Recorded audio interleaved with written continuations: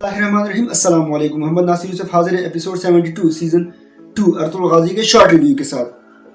हैमा खानम के पास गोपची आती हैं और उसे कहती हैं कि तू तो उनके बहुत गुस्से में है, मेरी बात तक नहीं सुन रहे। जिस पर हैमा उनको कहती हैं कि वो जिन हालात से गुजर रहे हैं हमें उसका अंदाज़ा है, लेकिन तुम उनका गुस्सा ठंडा करो और इन छोटी छोटी बातों के लिए मेरे पास ना आया करो। तुम अब बच्ची नहीं हो, अब मजबूत बनो, उसका सहारा बनो। आर्तुक के पास अर्तुगरुल आते हैं, जिस पर अर्तुगरुल उसको कहते हैं कि आप बिल्कुल भी परेशान ना हो, गोंचा गुल को कोरा टाइगर के मकाम पर लेके जाना मेरा काम है। अर्तुगरुल वहां से अपने घोड़े पर बैठते हैं और कबीले से निकलते हैं। तू तक इनके सिपाही उसको देख रहे होते हैं, वो उसको फॉलो करते हैं। अर्तुगरुल कबीले से बाहर सुंदरतिकन से मिलते हैं, उससे पूछते हैं कि भाई आप कहाँ जा रहे हैं। सुंदरतिकन बताते हैं कि मैं शिकार पर जा रहा हूँ। अर्तुगरुल वहां से अपने घोड़े पर आगे निकल जाते हैं।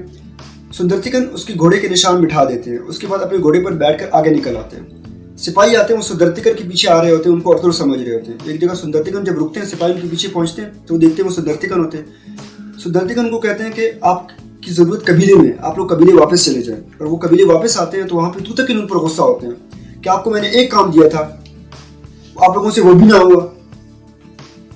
अर्तुगरुल बानो जिजक और दावान के पास पहुंचते हैं। बानो जिजक को कहते हैं कि अब आपको यहाँ से जाना होगा, लेकिन एक चीज कि आपने सलजान से ऐसे बोलना है कि आपके पास वाकई में कोई ना कोई सबूत है, ताकि गोंचा गुल को ये यकीन हो कि आपके पास सबूत है वाकई में। और दावान, तुम्हारा पकड़े जाना इसलिए भी ठीक है कि एक तो कबीलों वालों का मुंह बंद हो जाएगा, दूसरा तुम जाओगे तो आयतन इस पर हमला करेगी, वरना नहीं करेगी। उसके बाद बानो जिजक भी वहां से निकल पड़ती है और अर्तुगरुल भी वहां से निकल पड़ते हैं। दावान उनके घोड़ों के निशान मिटा देते हैं। गुंदुकतू एक जगह पहुंचते हैं तो अपने सिपाहियों से कहते हैं कि अब यहाँ से सब अलग अलग हो जाए। एक ग्रोह को दावान नजर आते हैं, वो दावान के पीछे भागते हैं, दावान उनसे आगे भागते हैं। एक जगह पहुंचकर वो दावान को पकड़ लेते हैं और दावान से पूछते हैं कि बानो जिजक कहाँ है। वो कहते हैं कि बानो जिजक तो अब सरहद पार कर चुके होंगे। वो पूछते हैं कि आपको अर्तुगरुल ने कहा था। वो कहते हैं नहीं, मुझे अर्तुगरुल ने नहीं कहा था, लेकिन मैं अपने प्यार में उसको यहाँ पे लेके आया। खैर वो दावान को पकड़ते हैं। बानो जिजक ये सब कुछ देख रही होती है। बानो जिजक पे कोई एक सिपाही उसको पकड़ने के लिए जाते हैं।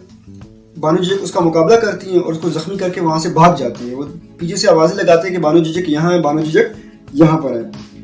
गुमुश्तकिन के पास एक सिपाही खत लेके आते हैं सादुद्दीन कोपिक का, जिसको पढ़कर वो बहुत खुश हो जाते हैं। उसके बाद आयतुन के पास जाते हैं। आयतुन को कहते हैं कि सादुद्दीन कोपिक आए हुए हैं मेहमान खाने में, शाम को तुर्क सरदारों से उनकी मुलाकात है, उसमें मेरे मार्ग्रेव बनने का भी ऐलान करेंगे।